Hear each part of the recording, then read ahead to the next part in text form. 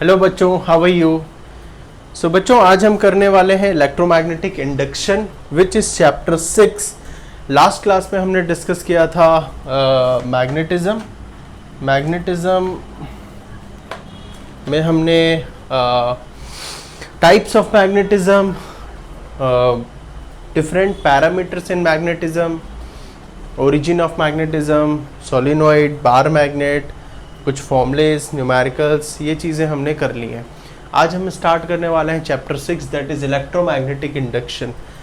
Electromagnetic induction means magnetic field से electricity produce करना, और इंडक्शन वर्ड मतलब विदाउट टचिंग। सपोज दो वायर है, current carrying wire, normal wire, अगर मैं इन्हें टच कर दूं तो कंडक्शन कहलाता है। ये करंट हम पास करा रहे हैं टच करके, फिजिकल टच। इस वायर पे करंट है, इस पे नहीं है, हमने फिजिकल टच करके करंट प्रोड्यूस किया या पास कराया। बट इंडक्शन मतलब विदाउट फिजिकल टच एक कॉइल से या वायर से दूसरे कॉइल पर करंट इंड्यूस करना, इसे हम कहते हैं इंडक्शन। तो इस चैप्टर में हम डिस्कस करेंगे induction. Induction means current produce होना without physical touch of source to load, या जिस पे हमें करंट लाना है।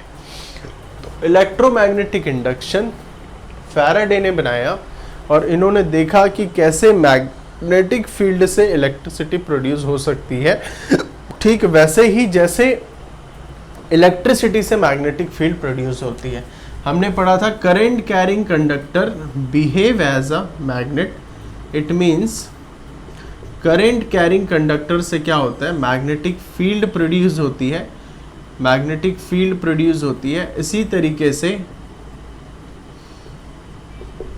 जिस तरीके से करंट कैरिंग कंडक्टर इलेक्ट्रिसिटी से मैग्नेटिक फील्ड प्रोड्यूस होती है, ऐसे ही मैग्नेटिक फील्ड से इलेक्ट्रिसिटी भी प्रोड्यूस होती है। इस फिनोमिना को ऑब्जर्व किया है फैराडेस ने। ठीक, तो it is a quite interesting. इसमें हम जनरेटर के प्रिंसिपल भी पढ़ने वाले हैं और ट्रांसफार्मर के प्रिंसिपल पढ़ने वाले हैं। बाकी जनरेटर और ट्रांसफार्मर चैप्टर 7 में हम डिस्कस करेंगे, बट कैसे वो वर्क करते हैं, उनका मेन प्रिंसिपल क्या है, वो इस चैप्टर में हम डिस्कस करने वाले हैं। सो इलेक्ट्रोमैग्नेटिक इंडक्शन, फैराडेज ने कुछ एक्सपेरिमेंट किए। फैराडे एक साइंटिस्ट थे। फैराडे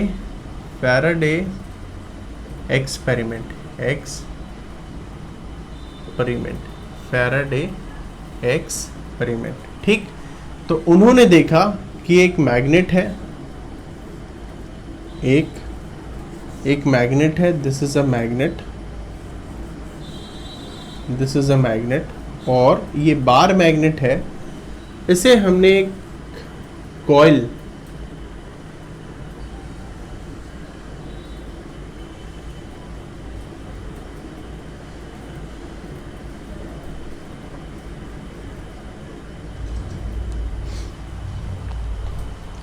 एक कॉइल के पास रखा है, और इस पे हमने एक क्या रख दिया, galvanometer.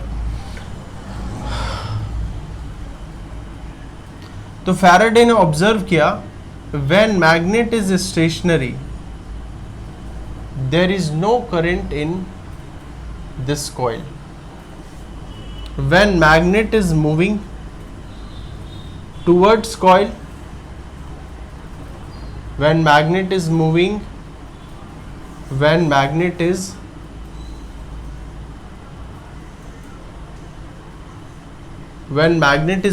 towards coil, current is induced in circuit. So galvanometer deflect हो गया, so current is induced in this coil. When magnet is moving towards coil, magnet को जब हम coil की तरफ लेकर जाते हैं, तो उन्होंने ऑब्जर्व किया कि यहाँ पर क्या होता है, करंट इंड्यूस होता है इस डायरेक्शन में, क्लॉकवाइज। और जब हम मैग्नेट को दूर लेकर जाते हैं, अवे फ्रॉम मैग्नेट, फिर से इस कॉइल पे मैग्नेटिक इंडक्शन होता है, दैट इज करंट इंड्यूस होता है। बट अब की बार जो डायरेक्शन होती है वो अपोजिट होती है, एंटी क्लॉकवाइज। इसका मतलब मैग्नेट को जब हम मूव कर रहे हैं तो कॉइल पे करंट की वैल्यू इंड्यूस हो रही है, और अगर दोनों चीज को हम सेम स्पीड से मूव कर रहे हैं, सेम स्पीड से मैग्नेट भी मूव कर रहे हैं और ये जो कॉइल है हमारे पास इसे भी हम मूव कर रहे हैं, दोनों की वेलोसिटी सेम है, तो भी यहाँ पर करंट की वैल्यू क्या होती है, इंड्यूस होती है। ठीक है, करंट की वैल्यू क्या होती है, इंड्यूस होती है। करंट की वैल्यू क्या होती है, इंड्यूस होती है। ठीक,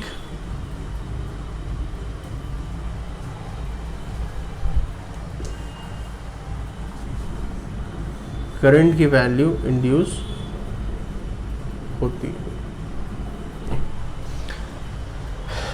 When both is stationary, both are stationary. When both are stationary, there is no magnetic induction.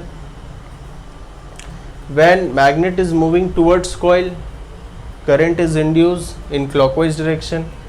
जब हम मैग्नेट को दूर लेकर जाते हैं, current is again induced but in the anti clockwise direction. और जब हम दोनों को मूव करते हैं, कॉइल एंड मैग्नेट, तो भी कोई मैग्नेटिक इंडक्शन नहीं होता। Current is what, zero, no electromagnetic induction. तो फैराडे ने इसके रीजन पे थोड़ा सा वर्क किया। तो उसके लिए हम सबसे पहले समझते हैं मैग्नेटिक फ्लक्स। जैसे electric flux phi is equal to E D S cos theta, magnetic field B A cos theta. This is a magnetic flux link with area A. Theta is angle between B vector and area vector. Area vector क्या होता है, normal to area. Area vector is vector normal to plane या फिर area normal to plane। ठीक, सो हमेशा याद रखना बच्चों, मैग्नेटिक जो फ्लक्स है वो किसी भी एरिया के अक्रॉस होता है। फॉर एग्जाम्पल, अगर मैंने यहाँ पर एक मैग्नेट रखा है, so this is magnetic field, this is magnetic field, but जब मैं एक एरिया लेकर आ जाता हूँ तो यहाँ पर इस एरिया के अक्रॉस क्या होगा, B A cos theta magnetic flux. Magnetic field, magnetic flux through this area, magnetic flux through this area. और ये जो एरिया है वो एरिया हम लेते हैं area present in magnetic field. For example, अगर हमने एक मैग्नेटिक फील्ड बनाया कुछ इस तरीके से, और इस पे मैंने एक लूप ले लिया, एक एरिया ले लिया कुछ इस तरीके से, ये मैंने एरिया ले लिया, राइट, ये मैंने एरिया ले लिया। सो जो फ्लक्स की वैल्यू होगी वो होगी बी ए कॉस थीटा, और एरिया होगा पाई आर स्क्वायर बाई 2। पूरा एरिया हम नहीं ले सकते, हमें केवल हाफ एरिया लेना पड़ेगा, क्योंकि केवल हाफ एरिया ही मैग्नेटिक फ्लक्स या फील्ड पे प्रेजेंट है। मैग्नेटिक फ्लक्स केवल इतने एरिया से लिंक कर रहा है, पूरे एरिया से लिंक नहीं कर रहा है। तो एरिया हम वही वाला लेते हैं जो magnetic field present, magnetic field पर प्रेजेंट होता है, या फिर हम एरिया वही लेते हैं जिससे मैग्नेटिक फील्ड लिंक करता है। सो इस टोटल एरिया पे केवल मैग्नेटिक फील्ड इतने एरिया से लिंक कर रहा है, तो हम नेट एरिया नहीं ले सकते, हमें केवल हाफ एरिया लेनी पड़ेगी। फाइन। सो जो phi is equal to B A cos theta है, इसमें बी है मैग्नेटिक फील्ड, ए है area link with magnetic field, theta है angle between magnetic field and area vector. ये बहुत इंपॉर्टेंट है, इसे आप याद रखें। कुछ क्वेश्चंस कर लेते हैं। Question number 1, suppose this is magnetic field B and this is a area, what is flux? तो सबसे पहले area vector perpendicular to plane. So what is angle between area vector and magnetic field? 90 degree. So B A cos 90, so flux is what? 0 degree. और fact भी है, क्योंकि field, यहाँ पर field क्या है? फील्ड पैरेलली पास कर रहा है फ्लक्स एरिया के अक्रॉस, एरिया क्रॉस नहीं कर रहा है। फ्लक्स के लिए हमेशा एरिया क्रॉस होना चाहिए, बट यहाँ पर एरिया के पैरेलल जा रहा है, इसका मतलब यहाँ पर क्या है, फ्लक्स की वैल्यू 0। और ध्यान से देखें, एरिया एंड मैग्नेटिक फील्ड के बीच एंगल है 0 degree, but area vector and magnetic field के बीच एंगल क्या है बच्चों, 90 degree. Because area is parallel to magnetic field but area vector is perpendicular to magnetic field। तो क्वेश्चन में लैंग्वेज समझना कि वो एरिया और मैग्नेटिक फील्ड के बीच एंगल गिवन है या एरिया वेक्टर और मैग्नेटिक फील्ड के बीच एंगल है, ठीक है। This will make quite difference. Next question number 2, if this is area and this is magnetic field, this is magnetic field, this is area and this is magnetic field, what is flux? तो flux is equal to BA cos theta। what is the value of theta? so this is area vector perpendicular to area और ये magnetic field है, so theta की value क्या हो गई, 0 degree. तो therefore flux is equal to what, BA। इस case में मैग्नेटिक फील्ड की वैल्यू, मैग्नेटिक फ्लक्स की वैल्यू तो pi r square into B, this is magnetic field, cos theta की वैल्यू क्या होगी। सो मैग्नेटिक फील्ड अंदर की ओर और ये एक सर्कल है, सर्कल एक ओपन लूप है और ओपन लूप में हम एरिया वेक्टर बाहर और अंदर दोनों ले सकते हैं। सो ये एक सर्कल है, इसका जो एरिया वेक्टर होगा we can take perpendicular outwards और perpendicular inwards, that is our choice। so let me take area vector outwards या inwards। so area vector inwards, therefore theta is what, 0 degree। so flux is equal to b pi r square by 2। this is our answer। तो I hope it is clear to you, area कौन सा लेना है, theta कैसे लेना है, और magnetic field तो सिंपल है। So this is the method to find the flux. अब यहाँ पर वापस से आ जाते हैं। तो फैराडे ने देखा जब दोनों स्टेशनरी हैं उस वक्त जो फ्लक्स है, इस एरिया से फ्लक्स जो लिंक कर रहा है वो फ्लक्स लिंक तो कर रहा है, राइट, बट फ्लक्स पे कोई चेंज नहीं है। इसका मतलब flux linked with coil, flux link with coil, flux link with this coil constant, there is no change, right. और जब हम पास लेकर जा रहे हैं तो फ्लक्स की वैल्यू क्या होगी, इंक्रीज होगी, क्योंकि मैग्नेटिक फील्ड इंक्रीज। अगर हम मैग्नेट को इसके पास लेकर जाएंगे तो मैग्नेटिक फील्ड इंक्रीज, अगर मैग्नेटिक फील्ड इंक्रीज तो फ्लक्स इंक्रीज। इसका मतलब flux linked with coil, linked with coil increase. और जब हम दूर लेकर जा रहे हैं तो फ्लक्स क्या हो रहा है बच्चों, decrease. Flux linked with coil decrease. और जब हम दोनों को मूव करा रहे हैं सेम वेलोसिटी से, कोई रिलेटिव मोशन नहीं है, दोनों एक साथ मूव कर रहे हैं। अभी वो यहाँ थे, फिर यहाँ है, फिर यहाँ है, तो दोनों के बीच की जो डिस्टेंस है वो कांस्टेंट है। और अगर बीच की डिस्टेंस कांस्टेंट, इसका मतलब फ्लक्स कांस्टेंट। तो flux linked is equal to constant, flux linked is equal to constant is equal to constant. तो flux link constant, flux link constant, flux link increase, flux link decrease. तो current तभी induce होगा coil पे जब flux की value change होगी, either it will increase और it will decrease, but flux link with coil must change. तो Faraday का यही स्टेटमेंट था, when ever flux link with coil changes there is EMF induced in this circuit or coil which produce induced current, which result in induced current। क्योंकि current हमेशा अपने आप तो नहीं आ जाता ना, करंट को लाने के लिए हमें क्या चाहिए, EMF चाहिए, इलेक्ट्रोमोटिव फोर्स चाहिए। जिसे हम वोल्टेज भी कहते हैं, राइट? तो वोल्टेज से ही करंट आता है, बट जब वोल्टेज प्रोड्यूस होता है, न्यू वोल्टेज आ रहा है कहीं से, तो उसका नाम क्या होता है? ईएमएफ। तो करंट से पहले पिक्चर में क्या आएगा? ईएमएफ। तो whenever flux link with coil changes then it induce EMF is induce in the coil which result in induced current, which result in induced current। ये फैराडे ने ऑब्जर्व किया है।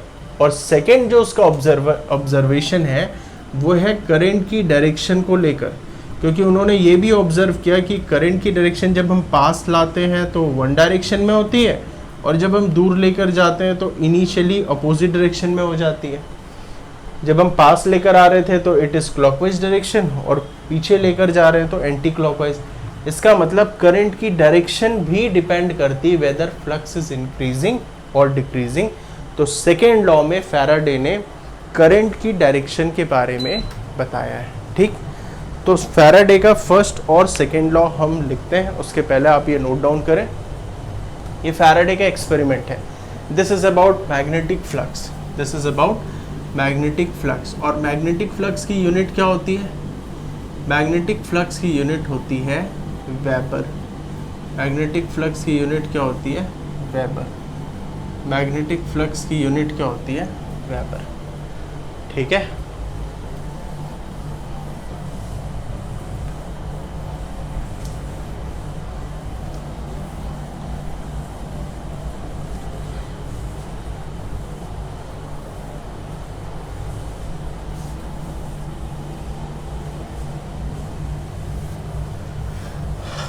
Okay, so let's write the Faraday's laws of electromagnetic induction.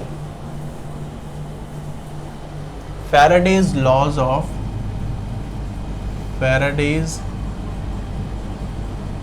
of electromagnetic induction, ठीक? First law, Faraday's laws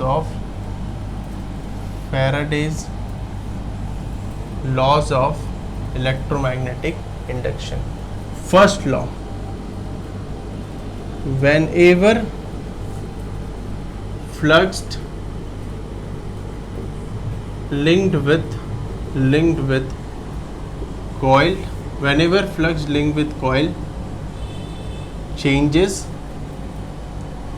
right? ऐसे हम दूसरे तरीके से बोल सकते हैं, relative motion between magnet and coil. तो whenever there is relative motion between magnet and coil, EMF induce. Whenever flux link with coil changes, either it is increase और decrease, EMF induced in circuit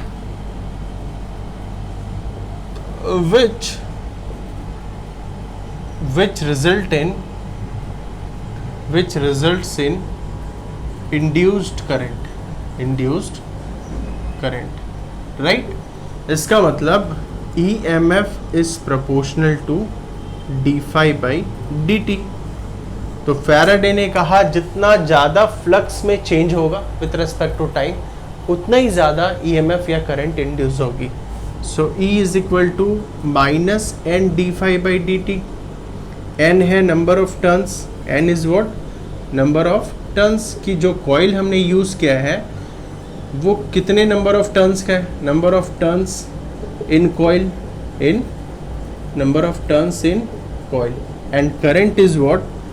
current is minus N D phi by, current is what? EMF by resistance, so minus N by R D phi by D T. It is what? Induced current, induced current। and R is क्या? R क्या है बच्चों? resistance। R is what? resistance, and this is induced voltage। फिर से Faraday ने कहा whenever flux link with coil changes, EMF is induced in the circuit which result in induced current। तो it depends on the rate of change of flux। E is equal to minus n d phi by dt, n है number of turns, E is equal to E by R minus n d phi by dt by R। और ये जो second law है, the direction of current induced is such that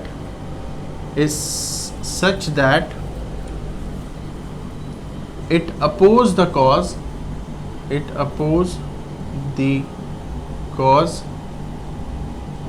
which produce it. The direction of current is such that it oppose the cause which produce it. cause मतलब जो कारण है, produce कर रहा है इसे, ये उसे ही अपोज करता है. इसका मतलब अगर फ्लक्स इंक्रीज होने की वजह से करंट इंड्यूस हो रहा है तो करंट फ्लक्स को डिक्रीज करने की कोशिश करेगा, और अगर फ्लक्स डिक्रीज होने की वजह से करंट इंड्यूस हो रहा है तो करंट फ्लक्स को इंक्रीज करने की कोशिश करेगा. Right? It means if flux is increased then current try to decrease flux, और if flux is decreasing then current try to increase the flux. Right? और ये जो नेगेटिव है ये यही शो करता है सेकेंड लॉ, और सेकेंड लॉ को हम लेंज लॉ भी कहते हैं. Lenz law. तो negative sign shows Lenz law. Negative sign shows Lenz law. Negative sign क्या बता रहा है? Lenz law. It means the direction of current और voltage is opposite to the flux change. If flux is increasing, current and EMF is such that it will try to decrease the flux. Right? Note it down.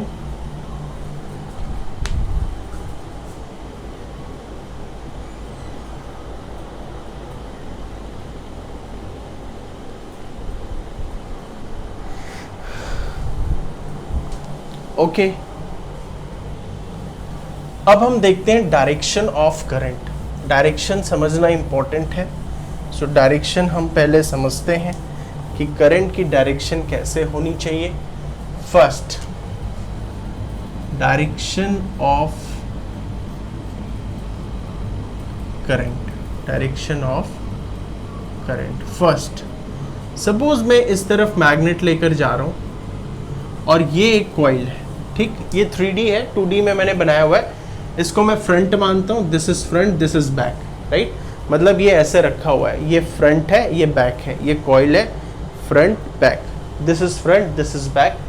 तो अगर magnet पास जा रहा है इसका मतलब ये flux की वैल्यू इंक्रीज हो रही है, तो ये कोशिश करेगा फ्लक्स को डिक्रीज करने की.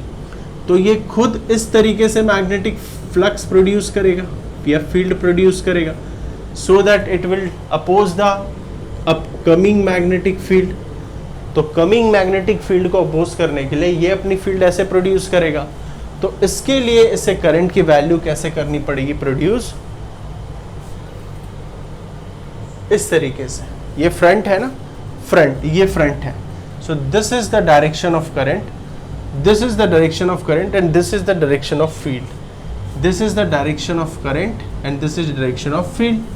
If this is the direction of current, this is the direction of field and it will behave as a north pole. So north को oppose करेगा, दूर भगाने की कोशिश करेगा. So ये direction of current होगी. और इसका opposite अगर मैं कुछ इस तरीके से लाता हूँ, north और south, और इसको मैं दूर लेकर जा रहा हूँ, इसका मतलब flux decrease. तो ये ट्राई करेगा फ्लक्स को सपोर्ट करने की, मैग्नेट को अट्रैक्ट करने की. तो उसके लिए इसे यहाँ पर साउथ प्रोड्यूस करना है. और साउथ के लिए कैसी डायरेक्शन होनी चाहिए? इस तरीके से डायरेक्शन होनी चाहिए. अगर ऐसे मैग्नेटिक फील्ड है तो अंदर की ओर, इसका मतलब it will behave as a south.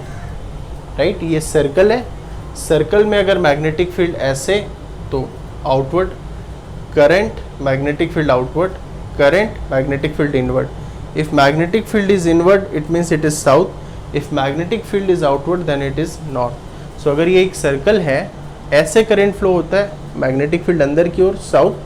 अगर ये एक सर्कल है और करंट ऐसे फ्लो होता है, मैग्नेटिक फील्ड दिस साइड, तो this side will behave as north. Right? हमें साउथ प्रोड्यूस करना है. थर्ड, सपोज अगर हमने एक कॉइल ले लिया और कॉइल को हम क्या करा रहे हैं, एसी करंट दे रहे हैं, अल्टरनेटिंग करंट, और पड़ोस में दूसरा कॉइल हमने रखा हुआ है जिसमें गैल्वेनोमीटर रखा है।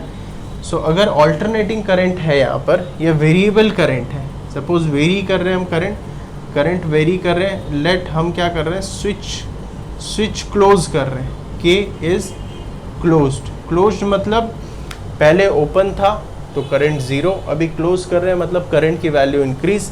अगर करंट की value increase, this is the direction of current, it means it will behave as north and south. तो ये ट्राई करेगा, इसे अपोज करो तो ये क्या करेगा, प्रोड्यूस कोशिश करेगा north and south. So this is the direction of current, right.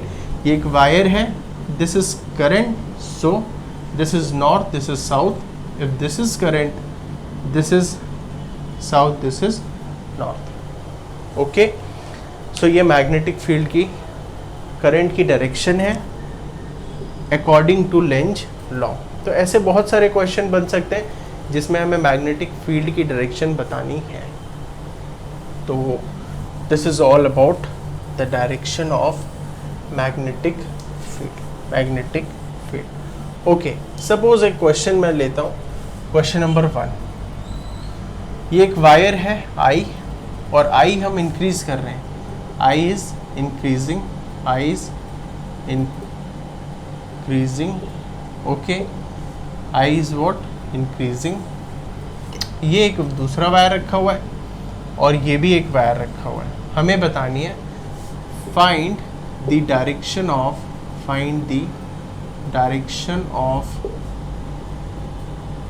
Current in loop 1 and 2। Loop 1 and 2 में हमें डायरेक्शन बतानी है, ठीक है। सो पहले मैं लूप 1 का करता हूँ, लूप 2 को अभी हम भूल जाते हैं। दिस इज करंट की वैल्यू इंक्रीज कर रहे हैं, तो पहले तो यहाँ पर मैग्नेटिक फील्ड देख लेते हैं। करंट मतलब थंब, स्ट्रेट वायर में if this is current, so this is magnetic field. If this is current, तो इस पॉइंट पे मैग्नेटिक फील्ड क्या होगी, आउटवर्ड्स। दिस पॉइंट पे magnetic field will be outwards due to current carrying conductor। और यहाँ पर एक लूप रखा हुआ है और इस मैग्नेटिक फील्ड की वैल्यू इंक्रीज हो रही है। क्यों इंक्रीज हो रही है, क्योंकि हमने करंट की वैल्यू इंक्रीज की, लिखा हुआ है ना, आई इज इंक्रीजिंग। तो अगर हम आई इंक्रीज करेंगे तो मैग्नेटिक फील्ड इंक्रीज होगी, और मैग्नेटिक फील्ड इंक्रीज होगी मतलब इसके अक्रॉस फ्लक्स इंक्रीज होगा, और फ्लक्स इंक्रीज होगा तो ये कोशिश करेगा उस फ्लक्स को डिक्रीज करने की। तो अगर बाहर की ओर फ्लक्स है तो ये कोशिश करेगा मैं अंदर की ओर फ्लक्स प्रोड्यूस करूं। इसका मतलब this is the direction of current. अगर ये वाली डायरेक्शन होगी करंट की, then it will produce inside magnetic field. तो ये क्या करेगा, मैग्नेटिक फ्लक्स को कट करने की कोशिश करेगा, डिक्रीज करेगा। मैग्नेटिक फील्ड आउटवर्ड्स, अभी मैग्नेटिक फील्ड आउटवर्ड्स है और इंक्रीजिंग है, तो ये क्या करेगा, मैग्नेटिक फील्ड अंदर की ओर प्रोड्यूस करेगा, so that it will reduce. So this is the direction. और इसमें अपोजिट, क्योंकि ये क्रॉस होगा, cross magnetic field inverts due to this current carrying conductor, और ये इसे क्या करेगा, अपोजिट डायरेक्शन में, means this is the direction of current. This is answer. Okay, next question.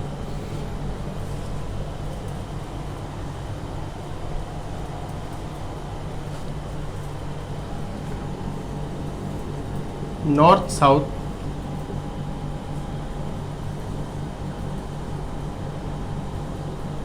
A B,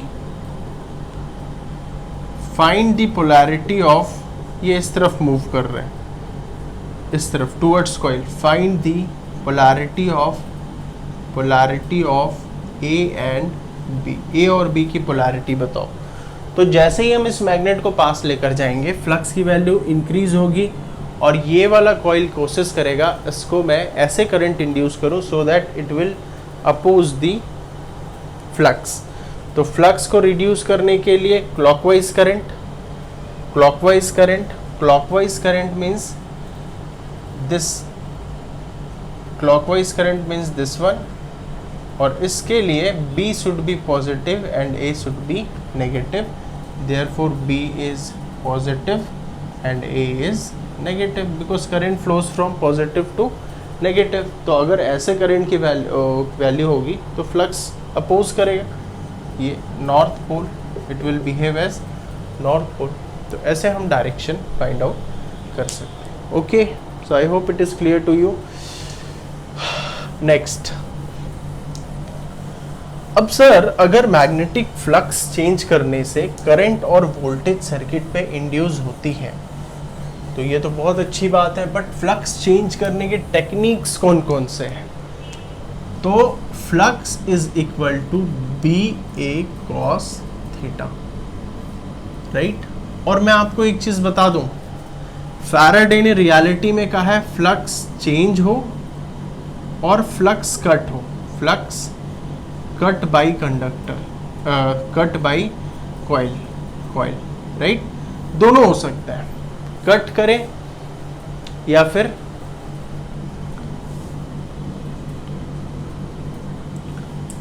flux को कट करें या चेंज करें। कट करने से भी magnetic field produce EMF produce होता है और चेंज करने से भी, वो हम देखेंगे कैसे। तो flux is equal to B A cos theta. तो फ्लक्स अगर हमें चेंज करना है तो फ्लक्स चेंज करने के लिए we have 3 option. First B change करना, सेकेंड एरिया चेंज करना, effective area, and third theta you can change. तो मैग्नेटिक फील्ड तो हम वेरी कर सकते हैं कॉइल पे जो करंट है वो वेरी करके इलेक्ट्रोमैग्नेट से। और एरिया कैसे चेंज करते हैं? तो हम क्या करते हैं, मोशन कराते हैं। तो इस टाइम पे जो ईएमएफ प्रोड्यूस होती है वो कहलाती है मोशनल ईएमएफ। और तीसरा है थीटा चेंज करते हैं, कॉइल को रोटेट कराते हैं, रोटेट। और इस वक्त जो ईएमएफ या करंट प्रोड्यूस होती है उसे हम कहते हैं रोटेशनल ईएमएफ। ओके, सो मोशन जब भी हम कॉइल को कराएंगे मैग्नेटिक फील्ड के अंदर लेकर जाएंगे या मैग्नेटिक फील्ड से बाहर निकलेंगे। मोशन कराने पर एरिया चेंज होगी, एरिया चेंज होने पर मोशनल ईएमएफ, और थीटा चेंज करने के लिए हमें कॉइल को रोटेट करना पड़ेगा मैग्नेटिक फील्ड पे। वहाँ पर रोटेट करेंगे तो जो ईएमएफ प्रोड्यूस होगा दैट इज रोटेशनल ईएमएफ। और मैग्नेटिक फील्ड हम करंट वेरी करके चेंज कर सकते हैं। तो ऑलमोस्ट जो केस है उसमें हम ये 2 टेक्निक यूज़ करते हैं, कहीं में ये वाली टेक्निक भी यूज़ कर सकते हैं, क्योंकि अगर सॉलिनॉइड की मैग्नेटिक फील्ड है न्यू नॉट एन आई, तो अगर हम करंट चेंज करेंगे, करंट को अगर हम चेंज करेंगे तो सॉलिनॉइड की मैग्नेटिक फील्ड चेंज होगी, और मैग्नेटिक फील्ड चेंज होगी तो फ्लक्स चेंज होगा, और फ्लक्स चेंज होगा तो ईएमएफ और करंट पिक्चर में आ जाएगा। तो ये टेक्निक्स हम यूज़ करते हैं। तो जो न्यूमेरिक होंगे, क्वेश्चंस होंगे, उसमें आपको देखना है ध्यान से कि कौन सी चीज़ हम चेंज कर रहे हैं। फ्लक्स को चेंज करने के लिए हम मैग्नेटिक फील्ड चेंज कर रहे हैं, एरिया चेंज कर रहे हैं, या फिर थीटा चेंज कर रहे हैं। उसके अकॉर्डिंगली हमें न्यूमेरिकल करना है, राइट। सपोज अगर हम बी चेंज कर रहे हैं, तो E M F is equal to d phi by D t, E is equal to D by D t, B A cos theta. So E is equal to, अगर B change कर रहे हैं तो A cos theta del B by del t. तो E is equal to A cos theta B two minus B one by t two minus t one. This is E M F. और अगर हम change कर रहे हैं area, A changes, right. So E is equal to D by D t B A cos theta. So area changes मतलब B and cos theta is constant, so d by del a by del t, let some considerable change. So E is equal to BA, sorry this is cos theta, right, B cos theta. So B cos theta A2 minus A1 by T2 minus T1, this is EMF. और suppose third हम अगर theta change कर रहे हैं, rotate कर रहे हैं, theta changes, तो third E is equal to D by D T, phi is what, B A cos theta. So E is equal to B A outside del cos theta by del T. So E is equal to B A cos theta 2 minus cos theta 1, right. तो देख लेना change क्या कर रहे हैं, और कभी कभी दो चीज़ चेंज करते हैं, बी भी चेंज कर रहे हैं और एरिया भी चेंज कर रहे हैं। तो उस वक्त क्या होगा, if B and A both changes so E is equal to, और let it be theta is 0 cos theta is 1, so B2 A2 minus B1 A1 by T2 minus T1। ऐसे हम EMF की वैल्यू फाइंड आउट कर सकते हैं, ठीक है। So just note it down, if any doubt you can ask me.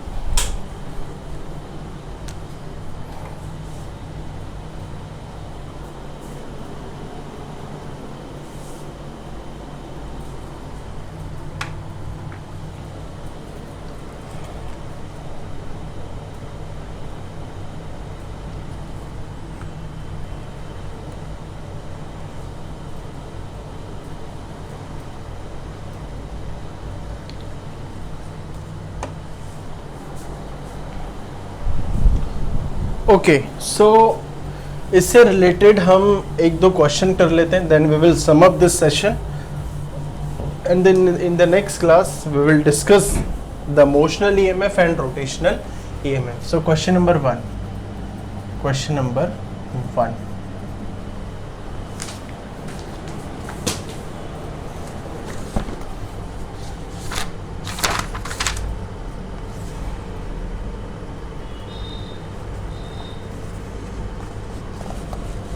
a coil of mean area,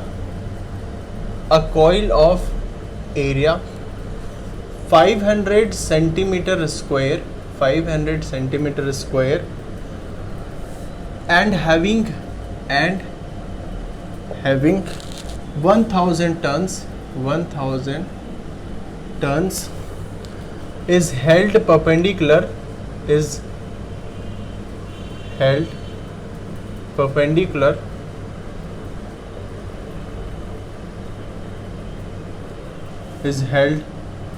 perpendicular to a uniform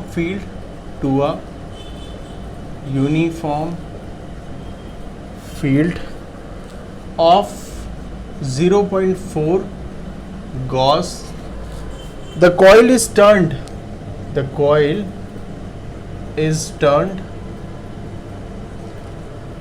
through 180 degree in 1/10 second, 1 मतलब 0.1 second. Find the EMF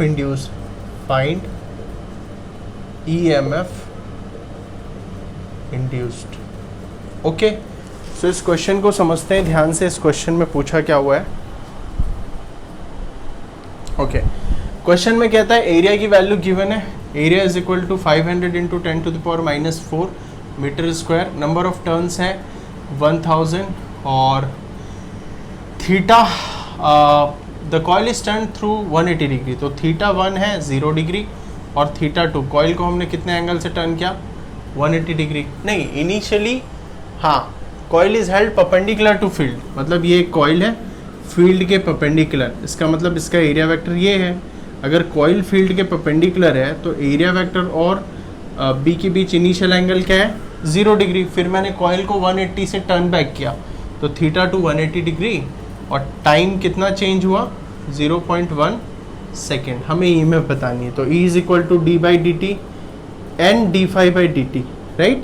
so E is equal to minus है ना, minus N D phi by D t, minus N D phi by D t minus N, और d phi by D t में which is changing B, और area magnetic field की value given है 0.4 into 10 to the power -4 tesla, right, क्योंकि 1 gauss is equal to how much 10 to the power -4 tesla. तो minus B is constant, A is constant, del del cos theta 2 minus cos theta 1, क्योंकि theta change कर रहे हैं, T2 minus T1 या फिर del T, right. So E is equal to minus n की value क्या है बच्चों 1000 इंटू B की वैल्यू क्या है B 0.4 into 10 to the power minus 4 tesla, area 500 into 10 to the power minus 4 into cos theta 2 cos 180 minus cos 0 degree by 0.1 second. So E is equal to ये हो जाएगा 5 4 ज़ा 20 2 into 10 to the power minus 4 minus 8 and 5 minus 3 cos 180 minus 1 by 0.1।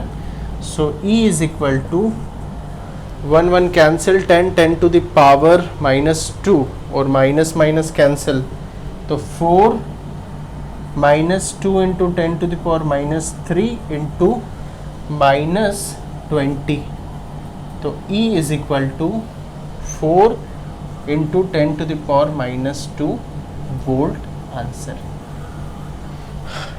तो अभी हमने theta change किया है, कुछ क्वेश्चंस में एरिया चेंज हो रहा होगा, कुछ क्वेश्चंस में मैग्नेटिक फील्ड चेंज हो रहा होगा कि भैया मैंने मैग्नेटिक फील्ड 0.4 टेस्ला से 0 टेस्ला कर दिया 0.1 सेकेंड में, बताओ what will be the EMF। और कभी कभी करंट भी पूछेगा तो EMF बाई रेजिस्टेंस, और रेजिस्टेंस की वैल्यू गिवन होगी क्वेश्चन में, ओम 10 ओम या 20 ओम या जो भी है।